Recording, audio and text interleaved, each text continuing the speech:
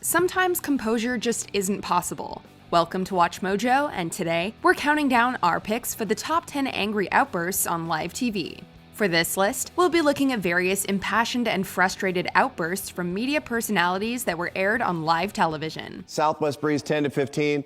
Here's a 60. I don't know if that's good enough for you guys. Number 10. Frankly just bullshit. In late February 2020, convicted Illinois Governor Rod Blagojevich appeared on CNN to talk with Anderson Cooper.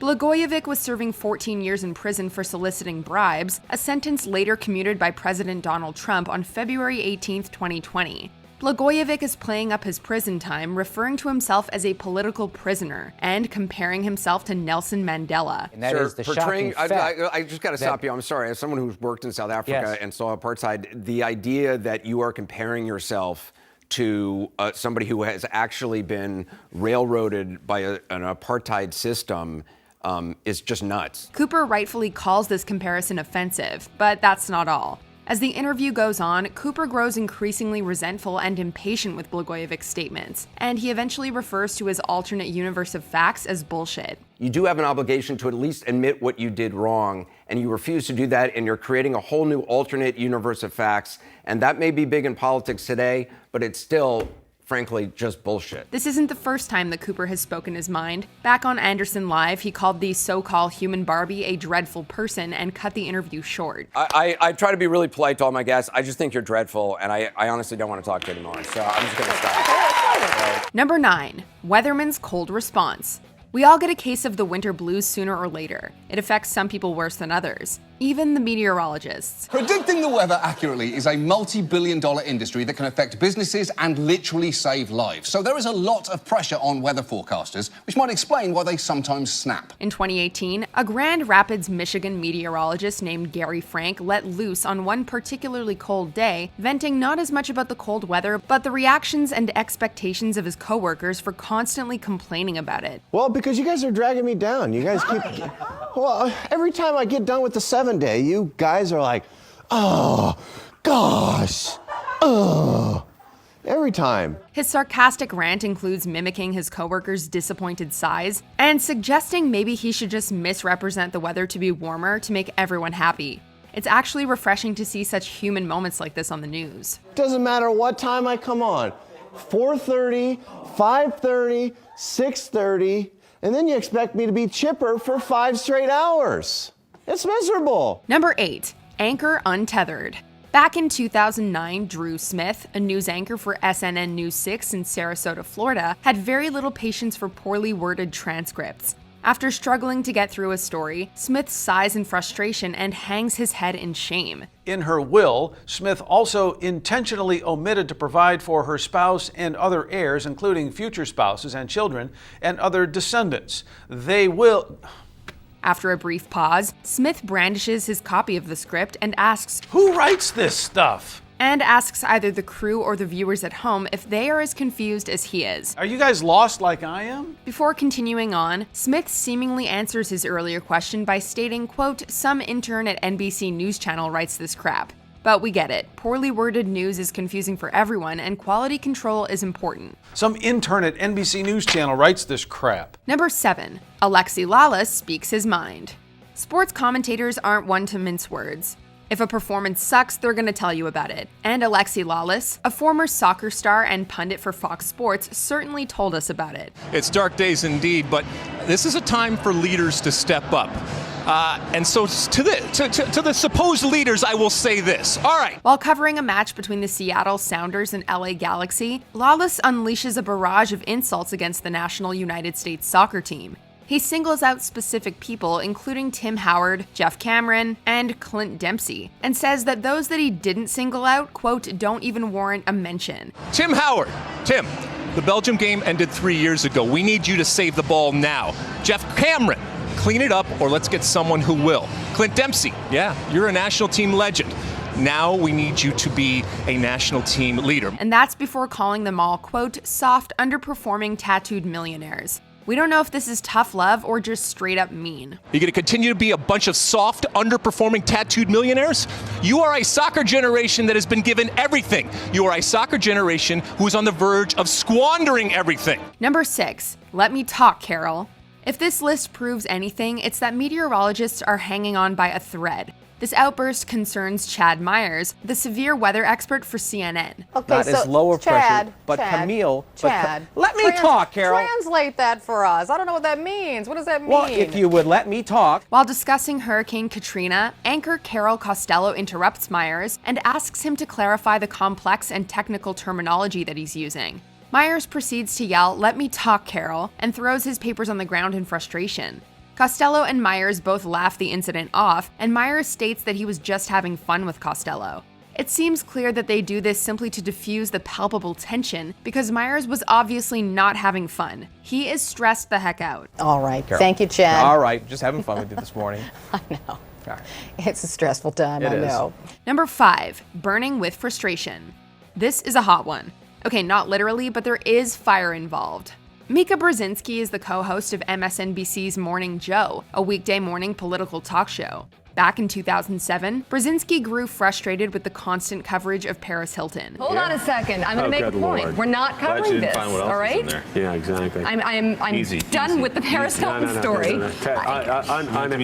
Just do the news. She attempts to set her news documents on fire, saying, quote, "I'm done with the Paris Hilton story." When her co-anchor takes the lighter away, Brzezinski gets up and throws the papers into a nearby paper shredder. This is my Paris Hilton story. What a statement. That is a statement about the state of journalism in our country. You have changed the world, Mika Brzezinski. How can you give us... At least my world. When reflecting on the moment for a 10-year anniversary special, co-anchor Willie Geist called it, quote, "a symbolic moment for the show," in that Brzezinski was refusing to air and discuss such trivial matters of celebrity. This is the way things have sort of been done. These are the things you've seen talked about in the morning. Yeah. They're literally going into a shredder, and we're starting something new. Yeah, and I'll tell you, Mika got called to the front office, and they were going to yell at her. No, I did get yelled at. Number 4, Ben Affleck gets worked up. Back in October 2014, Ben Affleck appeared on the talk show Real Time with Bill Maher alongside author and podcast host Sam Harris. And it didn't take long for the fireworks to really get going. The discussion veers towards the subjects of radical Islam and Islamophobia, and battle lines are quickly drawn. You're saying that Islamophobia is not a real thing. That if you're critical of something... Well, it's not a real thing when we do it. Right. Well, no, it really isn't. I'm not denying that certain people are bigoted against Muslims as people. And that's a problem. Big of you. But why are you so hostile about this concept? It's gross. It's racist. Maher claims that Islam is the only religion that acts like the mafia, and Harris says that Islam at this moment is the motherlode of bad ideas. The Oscar winner then goes off on the two men, calling their assertions gross, racist, and ugly things to say. All this while sitting back in his chair in frustration and muttering "Jesus Christ" under his breath. So suffice it to say, he didn't agree with their opinions. You criticize the people who are doing it, not the Philippines. You know what I mean? Well, what if the people As a Filipino kid lives down the street from you, would have nothing to do with that. Number 3, walking away from Bill O'Reilly. Please welcome Bill O'Reilly. And here we have another disagreement arising over religion and extremism. Back in 2010, political commentator Bill O'Reilly appeared on The View to promote his book Pinheads and Patriots: Where You Stand in the Age of Obama. The discussion turns towards an Islamic community center called Park 51, then scheduled to be built near Ground Zero. And let me break this to you. 70% of Americans don't want that mosque down there. So don't give me the weebies. O'Reilly claims without proof that, quote, 70% of Americans don't want that, and that it's inappropriate, quote, because Muslims killed us on 9/11. Muslims killed us on 9/11. Whoopi yells, "Oh my God," shoots back in her seat and swears at O'Reilly before she and Joy Behar storm off the set. This is anything but scripted, just a real impassioned reaction. You're outraged about Muslims killed us on 9/11. Number 2, Jim Ryan versus Dick Oliver. This legendary argument took place on July 19th, 2001. Good Day New York anchorman Jim Ryan is watching a report from Dick Oliver on a landlord-tenant dispute. It's pretty normal everyday stuff, until it isn't. All right, it's back to you, Jim. Ollie, don't let her go away. What does she have a response to that? Is she still there?